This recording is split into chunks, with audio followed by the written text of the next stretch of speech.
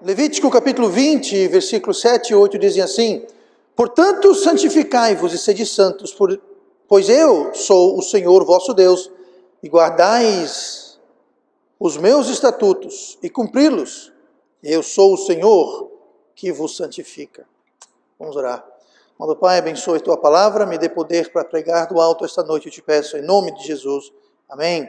E vamos sentar esta noite e temos aqui um comando, uma ordem, nós temos um mandamento: sede santos. Está no imperativo, é uma ordem, não é uma sugestão, não é uma boa ideia, não é algo que seria bom se fosse verdade, mas é uma ordem: sede santos. E é bom definirmos o nosso alvo, é bom sabermos qual é a nossa meta e como definir então a palavra santo para que possamos obedecê-la, como possamos definir aonde queremos chegar. Se você olhar no dicionário, a palavra santo, você vai encontrar a definição de essencialmente puro, perfeito. Como é que é, pastor? É para eu ser puro e perfeito? Se for assim, nós estamos deveras encrencados. Romanos 3, versículo 10, está escrito: como está escrito, não há um justo, nem um sequer. Agora, isso em Romanos 3,10 está citando o Salmo 114 e citando o Salmo 53. Ou seja, nós temos na Bíblia 3 vezes as mesmas palavras, dizendo as mesmas coisas, dizendo que não tem um justo, nenhum sequer, não tem nenhum para contar a história, não tem um. Então, se Deus fala para ser santo e ao mesmo tempo fala que ninguém é santo, alguma coisa está errada. Então, obviamente, não é esse o sentido que devemos tomar e podemos tomar, mas isso causa, sim, muita confusão e muita frustração. Como é impossível eu ser santo e é impossível ser perfeito, e nós sabemos muito bem disso. Tem gente que gosta de enganar a si mesmo e aos outros, dizendo que não, eu não peco porque eu sou perfeito. Pode falar até ficar rouco, você peca assim, acabou de pecar, dizendo que não peca. Tá? Então, causa muita frustração e muita gente simplesmente desiste. Desanima, desiste. Como é que eu vou ser santo? Eu sei que eu não sou santo. Então, eles ficam frustrados e desistem, nem sequer tentam, porque é algo que eles não acham que é possível. E de fato não é possível. Não seria justo se Deus nos exigisse que sejamos algo que nós não somos. É como ele dizer para você: bata asas e voe. Eu não tenho asa, eu não sei voar. Ah, mas eu estou mandando. Mas isso seria injusto, exatamente. Então Deus não está mandando nós sermos algo que nós não podemos ser. Então, quando Deus fala sede santos, Ele não está dizendo que seja perfeito e puro, imaculado, e não é isso. Tá? O bom senso diz isso, a própria Bíblia diz isso. Então não significa ausência de pecado. Não é esse o sentido da santidade que Deus quer de nós. Não é uma ausência completa de santidade, de pecado. Porque se for, então todo mundo já falha e não tem nem como resolver esse problema. Então o que é santidade? Na Bíblia ocorre mais de 500 vezes a palavra santidade, santo, santíssimo, sagrado, que é a mesma coisa. Mais de 500 ocorrências dessa palavra. Santidade é, essencialmente, o caráter de Deus. Deus é santo, Deus é puro. Esse é o caráter dele. E Deus nos chama, ou melhor, nos ordena a sermos santos. Nos ordena a santidade. Versículo 7, que nós lemos: portanto, santificai-vos e sede santos. Deus está mandando. Deus está ordenando. Lá em 1 Pedro 1 e versículo 15, diz assim: mas, como é santo aquele que vos chamou, sede vós também santos em toda a vossa maneira de viver. Portanto, porquanto está escrito: sede santos, porque eu sou santo. O apóstolo Pedro está citando lá Levítico capítulo 20. Ele fala: aquele que nos chama é santo, Deus, nós devemos também ser santo em todo o nosso modo de viver. Então, o nosso modo de viver, a nossa vida, o nosso caminhar, a nossa existência aqui na terra como crentes, ele deve combinar com o caráter de Deus e não ser um contraste. Alguém deve olhar para nosso caráter, nossa vida, e a nossa vida deve combinar de tal forma, ela deve ser camuflada no sentido que fica difícil distinguir. Porque nós temos o caráter, o nosso lidar, o nosso andar, o nosso falar, o nosso viver. Ela está combinando. Quando você camufla para uma guerra ou para caçar, você se camufla de tal modo que quem olha assim, olha, não sabe se aquilo realmente é um galho, uma pessoa, um animal que ele não está vendo você direito, está combinando com o fundo. Nossa vida, nosso modo de viver deve camuflar, combinar de tal modo que quem olha para a gente vai ver o caráter de Deus. E não o oposto. Não o oposto. Não você olhar para alguém e dizer, aquele é crente, aquilo ali o contraste não deve trazer um choque, deve haver uma coordenação, deve haver uma combinação com o caráter de Deus. Essa é a nossa meta, o nosso alvo é ter o caráter de Deus refletido em nossas vidas. Nós jamais seremos como Deus, claro. Nós jamais teremos o caráter de Deus. Não seremos perfeitos nessa vida, nós sabemos disso. Mas a ordem permanece, a ordem continua. Sede santos. E o caráter de Deus é santidade. Então nós precisamos adicionar, nós precisamos acrescentar, nós precisamos de fato transferir essa santidade do caráter de Deus para a nossa vida. Nós temos que transferir o caráter de Deus, incluir o caráter de Deus no nosso caminhar, como o apóstolo Pedro falou, sede vós também santos em toda a vossa maneira de viver, em todas as áreas da nossa vida. Não, eu vou ser santo nessas áreas aqui, agora nessas daqui, não vou ser santo nessas áreas aqui. Não. Temos que ser santos, temos que importar, incluir, transferir santidade do caráter de Deus em nossas vidas, em todas as áreas. Olha comigo em 2 Pedro capítulo 1, e nós vamos começar a ver algumas coisas importantes sobre santidade, porque se nós não entendemos essas questões de santidade, o que ela é, de onde ela vem, como obtê-la, se nós não entendemos, se nós simplesmente vamos dizer, bom, eu não sou santo, então acabou-se, não vou nem tentar. Então nós já estaremos falhando miseravelmente. 2 Pedro, capítulo 1, no versículo 4, está escrito assim, pelas quais ele, no caso Deus, pelas quais ele nos vem dado grandíssimas e preciosas promessas, para que por elas fiqueis participantes da natureza divina, havendo escapado da corrupção que pela concupiscência há no mundo. A primeira coisa que nós temos que entender sobre santidade é que santidade vem de Deus. Santidade vem de Deus. Santidade não vem de nós. Ninguém tem santidade no coração. Tá? Ninguém é santo. Santidade não vem de fora para dentro. De dentro para fora. Não é assim. É o oposto. É de fora, é de Deus para dentro. Isso é uma promessa. Não sou eu que prometo, é Deus que promete. Nós lemos aqui que Ele nos tem dado grandíssimas e preciosas promessas. De quê? Para que por elas o quê? As promessas, fiqueis participantes da natureza divina. O que é natureza divina? É um caráter divino. O que é natureza divina? É o caráter de Deus. Qual o caráter de Deus? Santidade. Nós podemos ser participantes da natureza divina de Deus, nós podemos ser participantes da santidade de Deus. Nós podemos ter santidade. Pastor, não dá, porque o pecado, a tentação, a carne... Não, pode, é uma promessa, é uma preciosa promessa. É Deus que promete, é Deus que cumpre. Ele nos dá essas promessas para que sejamos participantes da sua natureza, que inclui o quê? Santidade.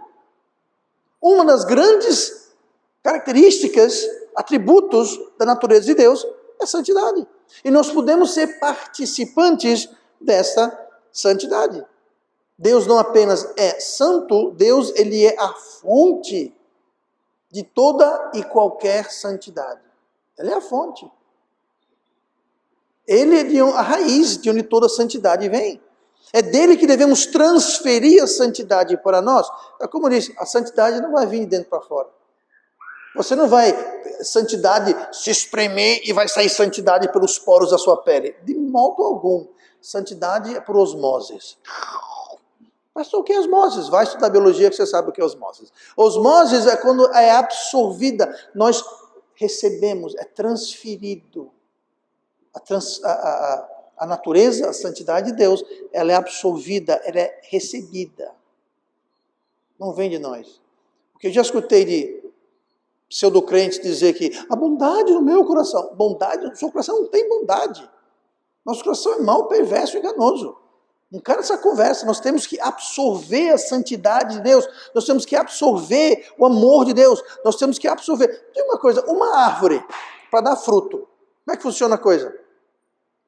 Absorve a umidade e os nutrientes da terra, do solo, recebe a energia do sol, tem toda aquela hoje é aula de biologia, na fotossíntese, aquela coisa toda, pois é, tudo aquilo, Letícia, anote aí, tá? Vai ter prova amanhã. Então, tudo isso é o quê? Tudo isso vai produzir fruto. Então, a árvore dá fruto, dá, mas só depois que ela o quê? Que ela absorveu o sol, o nutriente do solo. Da mesma forma, nós não temos santidade em nós. Não temos santidade no coração. Se há alguma bondade no nosso coração, eu não estou dizendo que é impossível a gente ter um coração bom, não estou dizendo que é impossível a gente ter alguma semblante de santo. Tem, mas qualquer bondade, qualquer amor, qualquer coisa boa que nós tenhamos no nosso coração, não vem de nós, vem de Deus. É Deus que coloca lá quando nós permitimos, quando nós absorvemos, quando nós nos abrimos a Ele. É muito importante entender que santidade vem de Deus. Deus aqui está dizendo que pelas quais Ele nos tem dado grandíssimas e preciosas promessas, que inclui santidade. Deus está dizendo, sede santos, porque eu estou dando santidade. Bom, se Deus está me dando, porque eu não sou santo? Porque nós podemos receber a santidade, nós podemos rejeitar a santidade. Eu posso fazer uma promessa para você, mas se você não quiser aceitar o cumprimento da promessa. Então Deus faz grandes e preciosas promessas. É uma promessa que Ele faz que inclui santidade. E o versículo 4 fala, havendo escapado da corrupção que pela concupiscência da carne há no mundo. O que é isso? É justamente o oposto de santidade.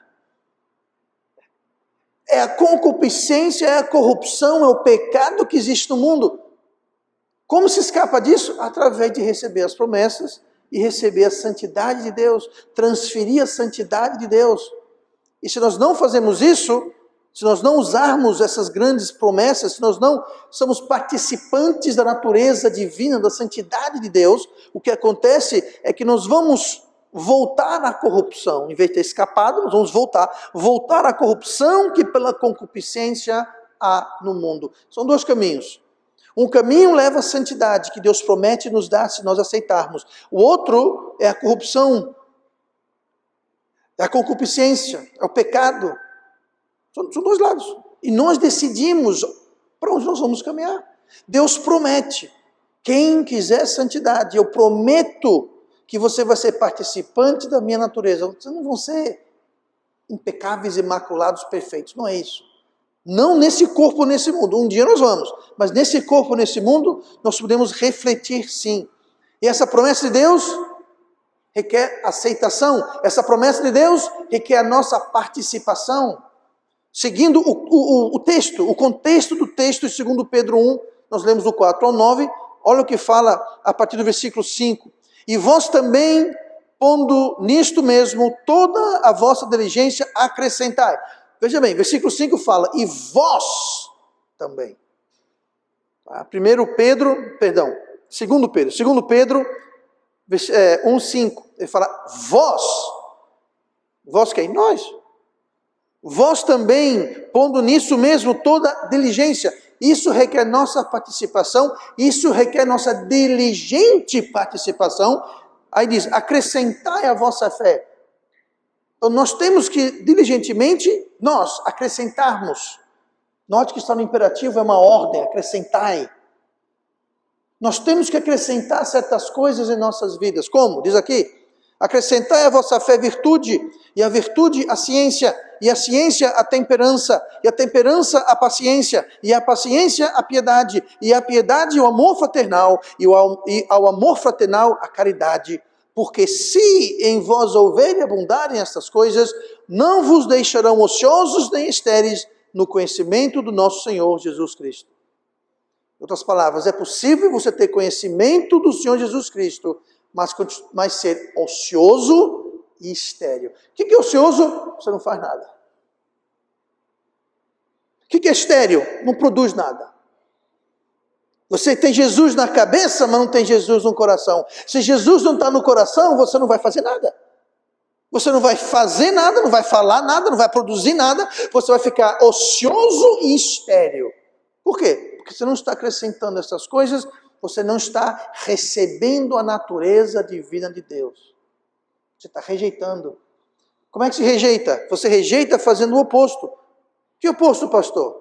O oposto que fala o texto. Fala que acrescentai a vossa fé a verdade. Então, se você rejeita, você não está acrescentando fé a virtude, você não está acrescentando virtude à ciência, você não está acrescentando ciência à temperança, você não está acrescentando temperança à paciência, você não está acrescentando paciência à piedade, você não está acrescentando piedade ao amor fraternal, você não está acrescentando amor fraternal à caridade, você está simplesmente ficando ocioso, estéril, não participante da natureza divina, e você está sim voltando para a corrupção que pela concupiscência está no mundo. Em outras palavras, se você não está indo para lá, para a santidade, você está indo para a corrupção. Não, pastor, eu estou no meio. Você não está no meio. Ou você vai para lá, ou você vai para cá. O grau pode mudar, mas a direção é uma só. Você pode estar indo largos passos para a santidade ou engatilhando. Ou você está indo a largos passos para a corrupção, ou você está engatilhando. Mas a direção é uma ou outra.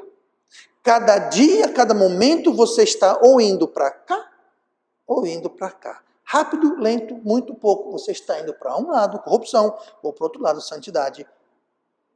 Um ou outro. É binário.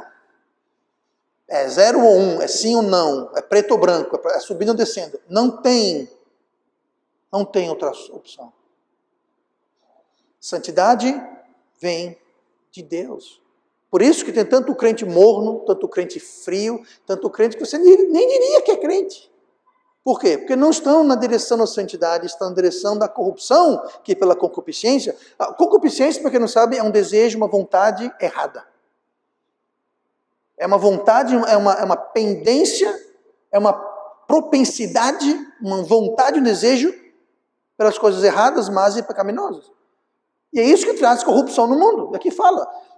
Nós devemos estar escapando da corrupção que pela concupiscência existe no mundo. Como é que você escapa? Fugindo para a santidade, correndo para a santidade. Agora, se você está correndo e fugindo da santidade, você vai cair na corrupção que pela concupiscência no mundo. É muito simples, gente. Ou é cá, ou é lá. Não tem para onde correr.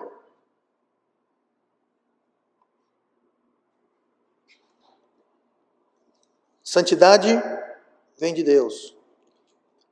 Nós só vamos ter santidade se estivermos caminhando em obediência a Deus. Santidade também, olhe comigo de volta em Levítico 20, versículo 7. Santidade também é por atos de justiça. Nós podemos ter santidade transferida de Deus para nossas vidas. Isso vai gerar atos de justiça, versículo 7 de Levítico 20. Portanto, santificai-vos e sede santos, pois eu sou o Senhor vosso Deus. Versículo 8. E guardai os meus estatutos e cumpri-los, eu sou o Senhor que vos santifica. Está vendo aí? É Deus fala, eu que santifico vocês. Eu vos santifico. Se vocês vão ser santos, é porque eu estou santificando. E como é que faz isso? Ele fala aqui, guardai os meus estatutos. Que guardar estatuto, pastor? Ele fala, cumpri-los. Obedeça. Obedeça os meus estatutos, obedeça, siga. E nós estaremos, portanto, recebendo santidade através dos nossos atos. Existem dois tipos de justiça, ou santidade, que a Bíblia fala. Existe a justiça imputada e existe a justiça praticada. A justiça imputada, eu vou dar um exemplo aqui da justiça imputada, é a justiça, vamos supor, Abraão. Gálatas 3, versículo 6 diz assim: assim como Abraão creu em Deus, e isso lhe foi imputado como justiça. Veja bem, justiça é você ser justo e perfeito perante Deus.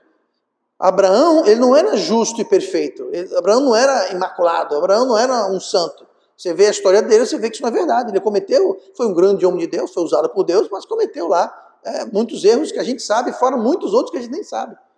Mas a verdade é que fala que ao crer em Deus, isso foi imputado. Imputado quer dizer, foi colocado na conta dele. Nós não temos santidade, mas nós podemos ter santidade colocada na nossa conta. Isso é imputar. Na salvação, a justiça de Deus é transferida para a nossa conta. Nós não temos justiça própria para sermos salvos, mas recebemos a justiça de Cristo, assim como Abraão foi imputado como justo. Tem também a justiça praticada. Essa justiça praticada são obras de justiça que nós praticamos ou não. Que nós praticamos ou não. 1 João 3,7 está escrito: Filhinhos, ninguém vos engane. Quem pratica a justiça é justo, assim como ele é justo. Pronto, aqui é uma justiça praticada. Não é uma justiça imputada. É uma justiça de quem pratica obras de justiça. Tá? Isaías 64,6.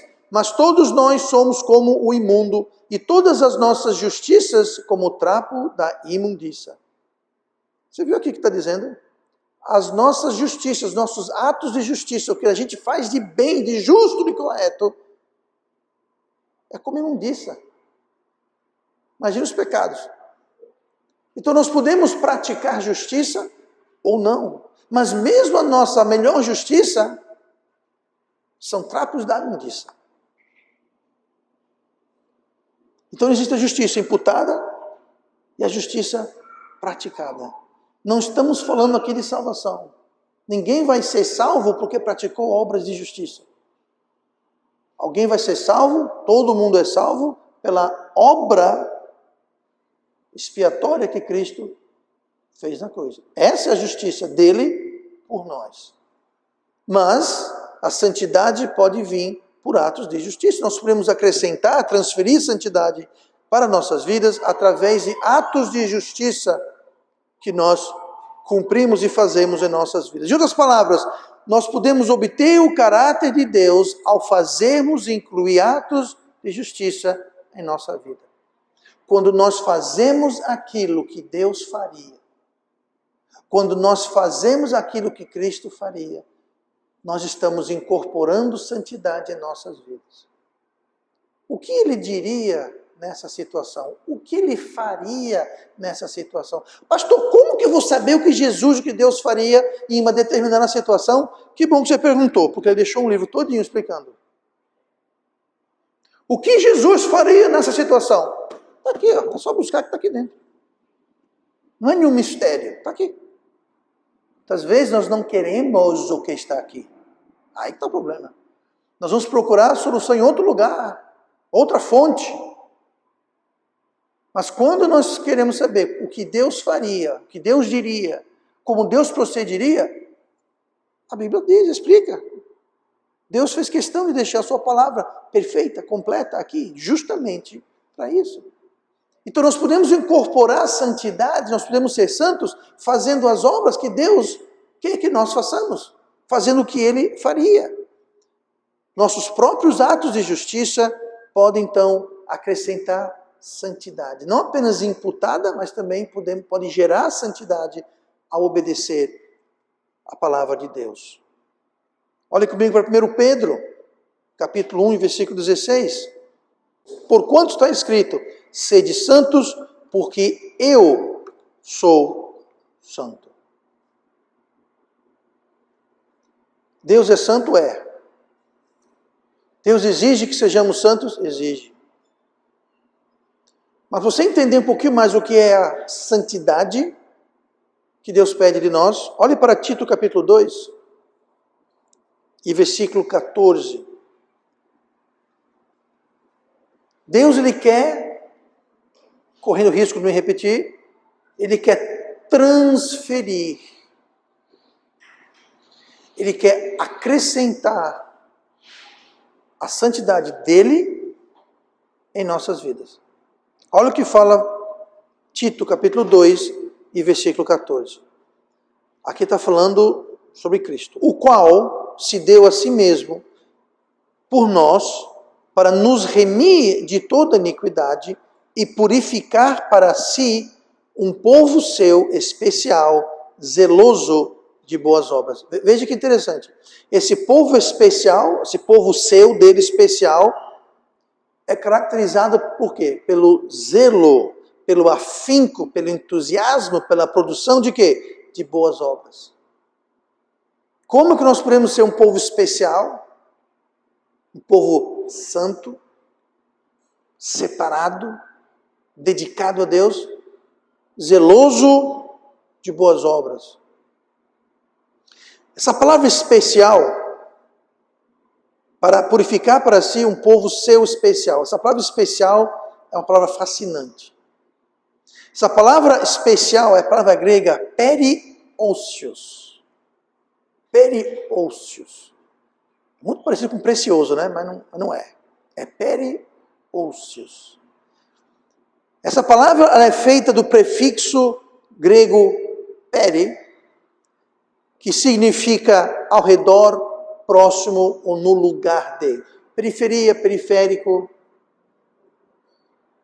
ao redor, em cima, próximo, parecido. Tá? Próximo em termos espacial, local, mas próximo também em caráter. Próximo, parecido, junto, em cima. Pode até ser no lugar de. Pere. A outra palavra é uma conjugação do verbo ousios. E aqui a coisa fica interessante.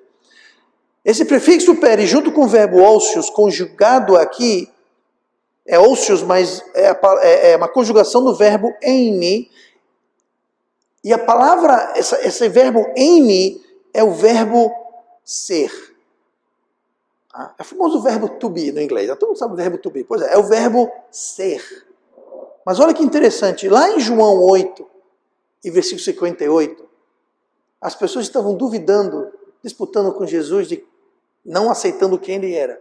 E no versículo 58 de João 8, ele fala assim: disse-lhes Jesus, em verdade vos digo, que antes de Abraão existisse, eu sou. Você sabe qual é a tradução que foi escrito em grego, quando ele falou eu sou? Ele falou eimi. Ele usou o mesmo verbo que é usado aqui, em periousios. Ousios é eimi conjugado desta forma. Mas o que quer dizer, peri é próximo ao redor. Ousios quer dizer eu sou. Note, ele não falou eu era, eu sou. É aquele eu sou que eu era, sou, sempre serei. É o eu sou eterno. É o grande eu sou antes de Abraão existir. Eu sou. Ele não falou eu era, eu sou, por quê? Porque eu sempre fui, eu sempre existi, eu sou eterno. E é justamente essa palavra que ele está usando aqui, quando ele fala um povo especial, ele fala, é um povo periousios, é um povo que está conhecido, parecido, próximo, no meu lugar. Jesus está fisicamente no mundo? Não, se ler a Bíblia, sabemos que ele voltou para o céu. Vai voltar a qualquer momento, mas ele está no céu. Um povo especial é alguém que periócio, alguém que está no lugar dele. É um povo especial, zeloso de boas obras, que vai fazer as obras dele. Jesus não falou, eu estou indo, mas os que me seguem, creem em mim, obras maiores do que essas farão. Por quê? Você é um povo especial, um povo periócios, alguém que estará em cima, ao redor, próximo, no meu lugar, no lugar do grande eu sou. Isso quer dizer especial. Isso se perde quando fala um povo especial. É especial, mas especial como? Canta bem, se veste bem, carrega uma Bíblia. Não é especial. É especial que vai estar no lugar dele, substituindo ele, brilhando a sua luz e salgando. Nós somos o sal da terra e a luz do mundo. Jesus foi, mas nos deixou no seu lugar. Deixou um povo especial, um povo periócio, para tomar o lugar dele, para fazer as obras dele. E é aí que nós somos o quê? Santos. Se nós não estamos fazendo as obras que ele faria, eu não estou falando, eu vou repetir o que eu falei outro dia, eu falei isso. Tá? Vir para a igreja é muito bom, importante, obedecer a Deus, eu entendo. Mas então é uma coisa, servir Deus não é aqui dentro não, servir Deus é lá fora. Servir Deus não é aqui. Servir Deus é lá fora. É no trabalho, na escola, na faculdade, na vizinhança, no seu lar, com sua família. Quem não serve a família, não vai servir os de fora da família.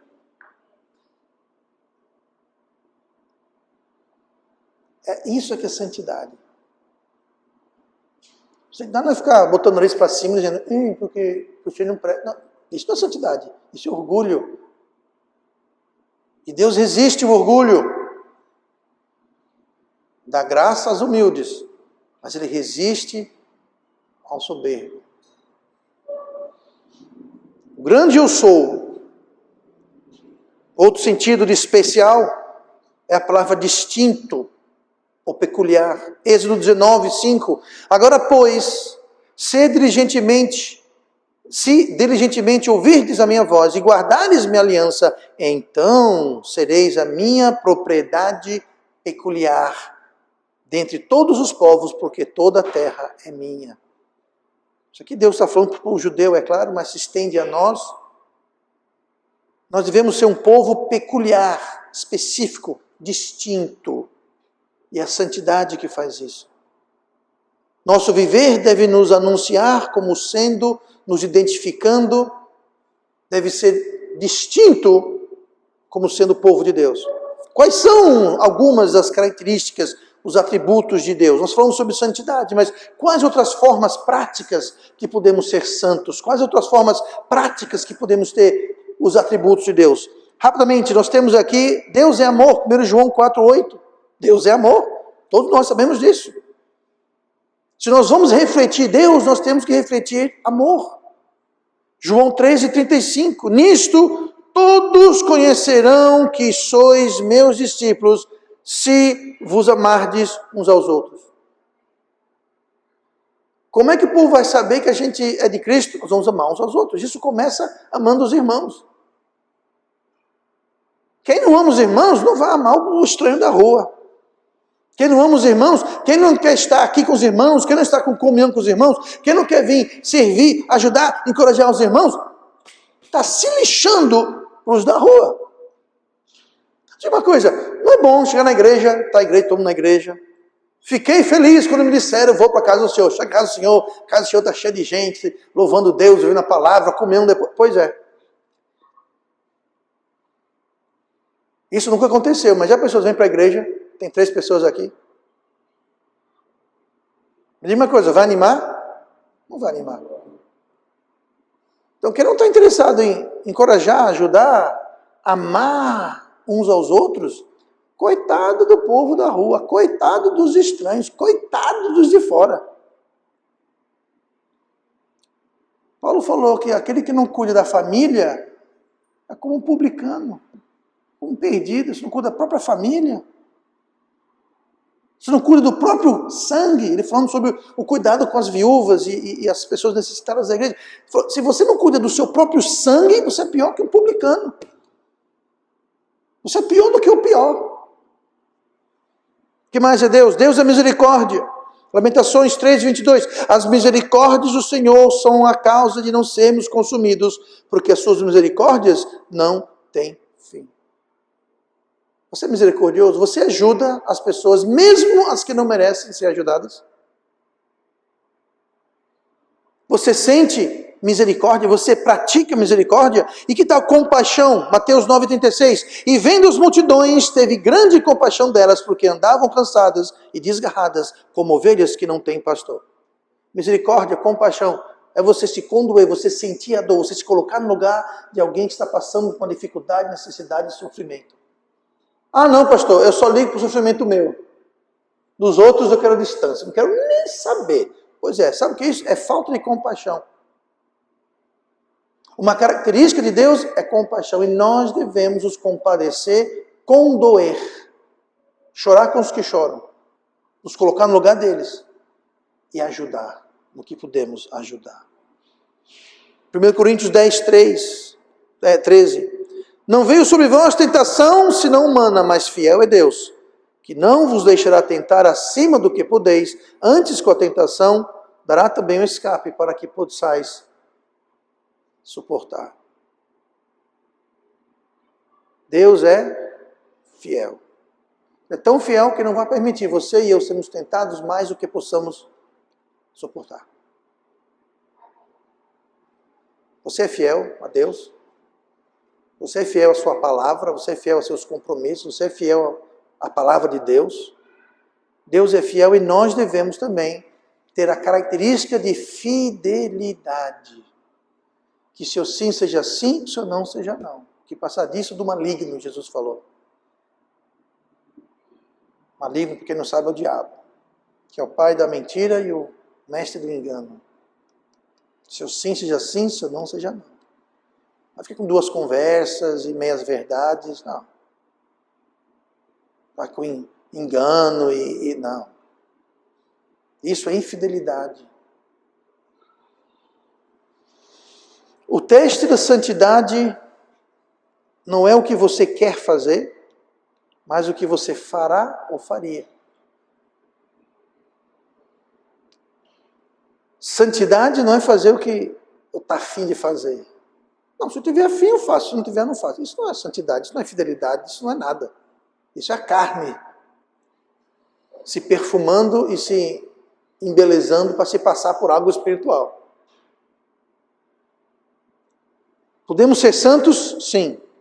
Quer dizer viver sem pecado? Não. Mas a busca e a perseguição da santidade é uma obra constante de fé até o dia que partimos desse mundo. E como eu disse, duas direções. Santidade, corrupção. Ou um ou outro. Se examine hoje e se pergunte, eu estou indo para lá ou estou indo para cá? Seja franco, seja honesto. Porque quem vai chegar lá ou lá é você, não sou eu, é você. Quem vai chegar na boa-aventurança da santidade ou quem vai cair nas mazelas da corrupção somos nós. Então não adianta se enganar. Não adianta querer pintar a coisa mais bonita do que é. Seja franco, honesto, brutalmente honesto. Brilhe a palavra de Deus. Coloque de lado o que você acha, o que você pensa, o que você quer, o que você... E tome a luz, a lâmpada da palavra de Deus. E deixe que Deus ilumine. Porque se estamos indo na direção errada, todo mundo quer chegar lá. Mas se estiver andando para aquele lado, você não vai chegar lá nunca. Sejamos santos, porque Deus é santo. E Deus nos ordena, nos comanda a também sermos santos. E vamos orar.